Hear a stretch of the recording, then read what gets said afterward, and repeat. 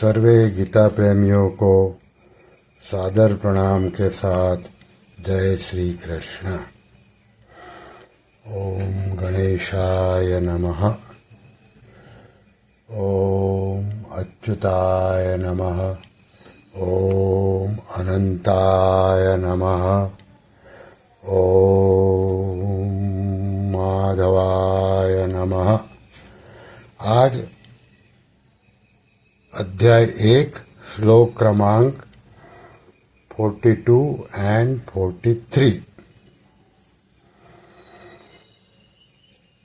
शंकरो नरकायैव कुलज्ञानाङ्कुलस्य च पतन्ति पीतरो येषां लुप्तपिण्डोदकक्रियाः दोषैरैते कुलज्ञानं वर्णसंकरकारकैः उत्साध्यन्ते जातिधर्माः कुलधर्माश्च शाश्वताः। पहले इसका अर्थ देख ले। वर्णशंकर कुलघातियों को और कुल को नरक में जाने वाला ही होता है। श्राद्ध और तर्पण न मिलने से इन कुलघातियों के पिता भी अपने स्थान से गिर जाते हैं। इन वर्णशंकर पैदा करने वाले दोषों से कुलघातियों के सदा से चलते आए कुल धर्म और जाति धर्म नष्ट हो जाते हैं। अभी व्याख्या देख ले। वर्ण मिश्रण से पैदा हुए वर्णशंकर संतान में धार्मिक बुद्धि नहीं होती। वह मर्यादाओं का पालन नहीं करता, क्योंकि वह खुद बिना मर्यादा से पैदा हुआ है। इसलिए उसके खुद के कुल धर्म न होने से वह उनका पालन नहीं करता, प्रत्युत कुल धर्म अर्थात कुल मर्यादा से विरुद्ध आचरण करता है। जिन्होंने युद्ध में अपने कुल का संहार कर दिया है उनको कुलघाती कहते हैं। वर्णशंकर ऐसे कुलघातियों को नरकों में ले जाता है। केवल कुलघातियों को ही नहीं, प्रत्युत कुल परंपरा नष्ट होने से संपूर्ण कुल को भी वह नरकों में ले जाता है। पतंती पितरो हैषा लुप्त पिंडोदक क्रियाः।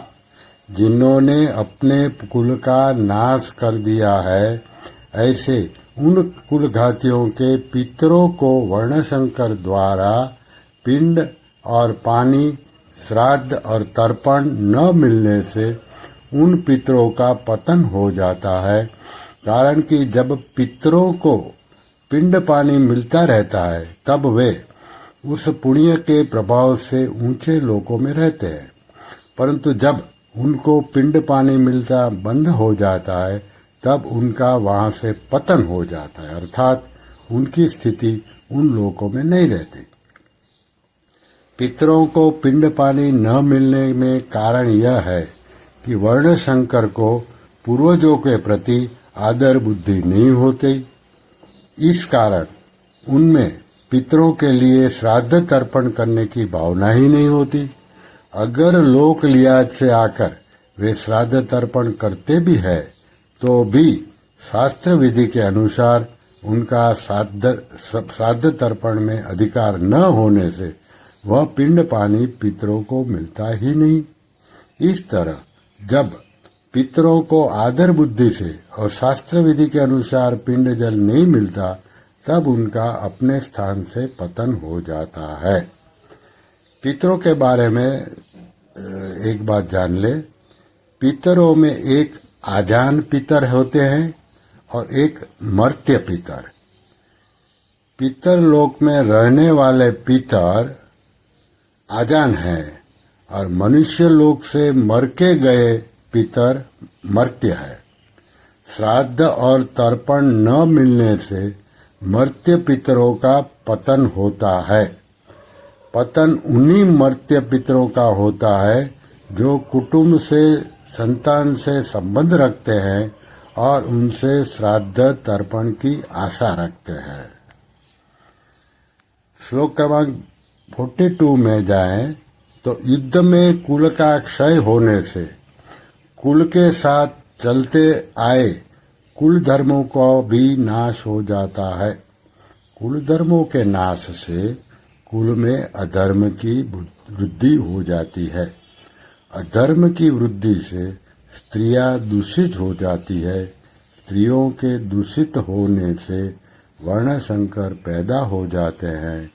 इस तरह इन वर्ण संकर पैदा करने वाले दोषों से कुल का नाश करने वालों के जाति धर्म यानी कि वर्ण धर्म नष्ट हो जाते हैं। कुल धर्म और जाति धर्म क्या है? एक ही जाति में एक कुल की जो अपनी अलग अलग परंपराएं हैं, अलग अलग मर्यादाएं हैं, अलग अलग आचरण हैं, वे सभी उस कुल के कुल धर्म कहलाते हैं। एक ही जाति के संपूर्ण कुलों के समुदाय को लेकर जो धर्म कहे जाते हैं वे सभी जाति धर्म अर्थात वर्ण धर्म कहलाते हैं, जो कि सामान्य धर्म है और शास्त्र विधि से नियत है। इन कुल धर्मों को और जाति धर्मों का आचरण न होने से ये धर्म नष्ट हो जाते हैं। श्री कृष्ण शरणं मम, श्री कृष्ण शरणं मम, श्री कृष्ण शरणं मम, ओम श्री कृष्ण शरणं मम, श्री कृष्ण शरणं मम, ओम श्री कृष्ण शरणं मम, श्री कृष्ण शरणं मम, ओम श्री कृष्ण शरणं मम, श्री कृष्ण शरणं मम, ओम श्री कृष्ण शरणं मम। ओम श्री कृष्णार्पणमस्तु।